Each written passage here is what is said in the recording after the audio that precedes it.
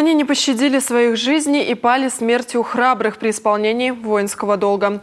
Посмертно удостоены государственными наградами гвардии ефрейтор Лукьянов Аркадий Андреевич, гвардии рядовой Демин Максим Александрович, рядовой Лазарчук Денис Валерьевич и матрос Пыстин Илья Владимирович. Награды были вручены сегодня родственникам военнослужащих.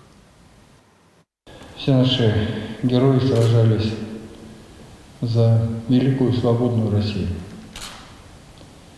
за нашу малую родину Республику Коми, за вас, юноармейцы, за вас, уважаемые члены правительства, за ваших детей, близких и родных. Подвиг бойцов Владимир Уйба назвал святым. Каждый солдат золотыми буквами вписал свое имя в историю Великой России. Для меня большая честь передать эти награды родным и близким героев, отметил глава Коми.